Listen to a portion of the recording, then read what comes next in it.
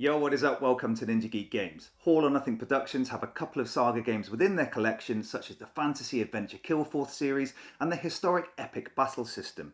Of the latter, 1815 is the third game that was recently received by Kickstarter backers. Now, when I initially spoke to the designer, Tristan Hall, I asked him, what are you going to call it? And he replied with, what do you think about Scum of the Earth? And I said, well, lots of things, but let's not be discourteous. 1815 Scum of the Earth is a 1 to 2 player tactical card game set about the epic Battle of Waterloo, although I forget its date. I'm sorry. Here you take control of either the Duke of Wellington, his Prussian allies and the undefeated British forces, or the formidable Napoleon with aspirations of claiming Europe. Players will be drawing and playing cards to the battlefield using shrewd tactics with clever planning to complete a number of objectives and claim frontiers in order to win the game. Let's take a closer look, but before we do, if you enjoy the video, please give it a like and subscribe to the channel. Although the main components of the game are cards, you do get a small number of tokens as well as a resource style that's used in solo play. Now, this playmat is not included with the base game, but the quality and finish is great, so well worth the purchase.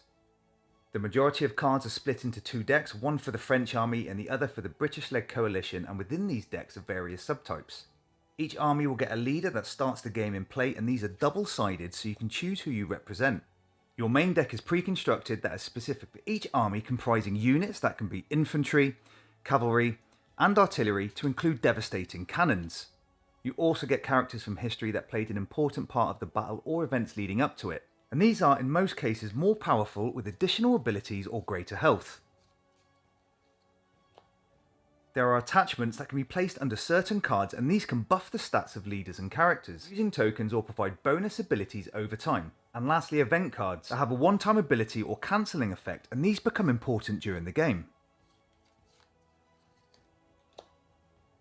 Each player also receives 3 tactic cards that sit off board and a small separate deck of objectives that must be played through in order to claim the frontier cards.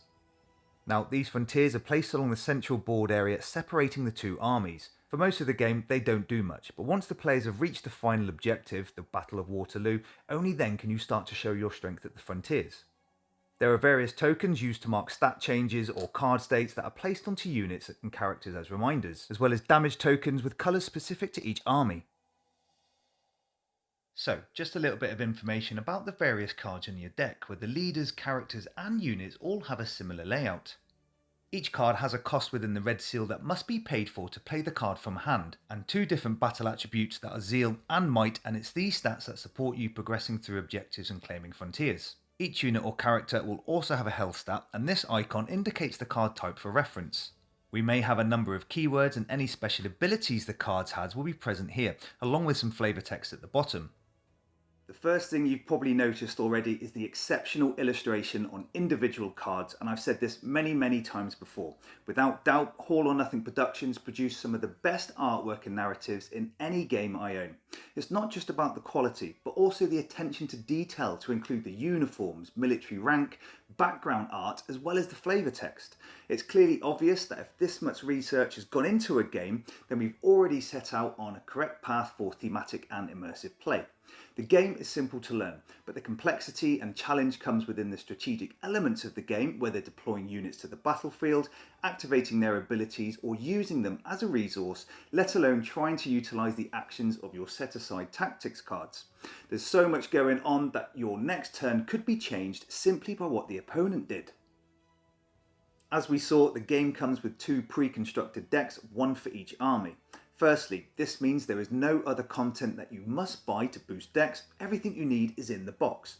Each player will be drawing cards to hand and playing them either directly into the battlefield, attached to cards already in play, or as events that are then discarded. The game has a good mechanic for purchasing cards using resources, and a great system for where you place cards in the battlefield and how these cards are either activated for abilities or used to overcome objectives and attack frontiers, which becomes the centre point of the game. As each player only gets one action to carry out, play goes back and forth very quickly with little downtime between turns, where there are then opportunities to progress through the objective deck and claim frontiers. The winner of the game is the first player to claim 2 of the 3 frontier cards, or be the one who forces the opponent to run out of cards, whichever comes first. Let's look at these mechanics in more detail. So the battlefield is split into 2 areas, one for each player to deploy their units. Each side of the battlefield is divided into 3 lanes or frontiers that is further divided into 3 rows, so you have a 3x3 grid that is much easier to track using the playmat. When you play a card to your battlefield, it can be deployed to any frontier but must be placed in the first available spot closest to the frontier card. So I can go here or here. Now, each card in your deck may have a resource cost that you need to pay before deployment, and you can do this in 2 ways. Firstly, if you have any cards on the battlefield with a green seal, you can tire these to gain that many resources. You can also discard cards from hand to gain 1 resource for each, and you can use any combination of these methods. So why is placement so important? Firstly, some units provide better abilities if within a specific frontier or row. Also, units with ranged abilities can be used to attack enemies but will have a specific range, which is the number of rows that they can reach. Therefore, you may have to wait to deploy units or find ways to move them around the battlefield. Also, tactic cards have abilities you can activate if you meet their formation requirements on the battlefield. So if you end up having 3 infantry in 1 row or a 2x2 grid, you can use the actions on these cards. But activating a card isn't free, it counts as a turn. Tactics need to be removed from the game to activate abilities, but to utilise the actions on cards on the battlefield, these need to be tied and become inactive until the end of the round. So, as you can see, there's quite a lot to think about. Do you have characters on the battlefield you can tie to gain resources, or should you discard cards from hand? But which ones? Where do you place your units, as you'll need to consider if they have a ranged attack, a location bonus ability, or if it would allow you to execute a tactic card. It's a good job I'm not a military commander, because with all this to deliberate, you could also have a valuable event card in hand to be played instead, an attachment to bring in to bolster a unit, or have an action on a character card in the battlefield to activate. There is also one more important factor regarding character and unit placement, but I'll discuss that in a minute. As mentioned, in order to win the game, you have to force your opponent to run out of cards, but the main aspect of victory is to claim 2 frontier cards, and to do this, you need to progress through your objectives. Each player will have a unique set of 7 objectives detailing different strategies and aspects of the war. Each card has a battle attribute, which will be might or zeal, and a health stat. To progress through these, you sum the value of your required attribute of all cards and any bonuses on the battlefield and inflict damage to the objective. This can be carried out over a number of turns, or if well planned, you can wipe out an entire objective in one go.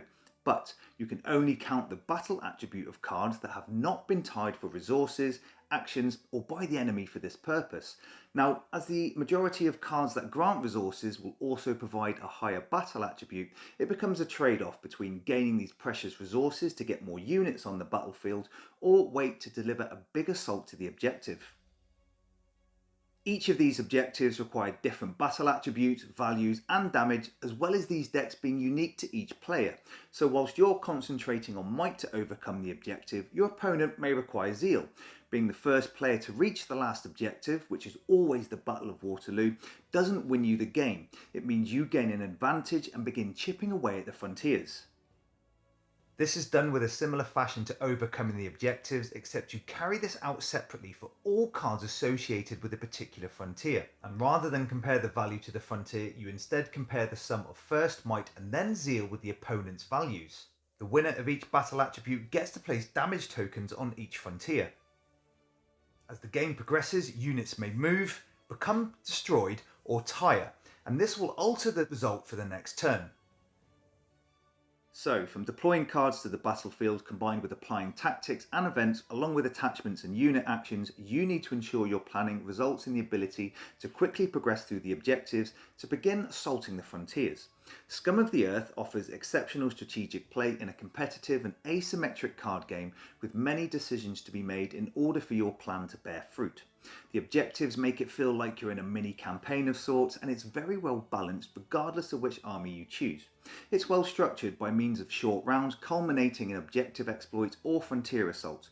Together with an engrossing theme, fantastic artwork and high replay value, we have the making of a game you're gonna want to play over and over. Is there anything that could make the game better? Well, yes, a solo mode.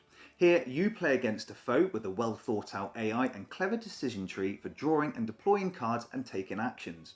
The varying levels of difficulty are controlled by a resource dial, and although this can be challenging, it's a very enjoyable experience. For what you get in the box, the price is more than reasonable, although you can add additional extras like the playmat. With pre-constructed decks, the game is solid and feels complete, but there are options to add a little variation. The Give Me Night add-on allows you to swap your British deck with the Prussian army, and the weather deck provides glorious sunshine, thunderstorms and torrential rain that affects your plans, such as negating certain unit abilities or tiring cards.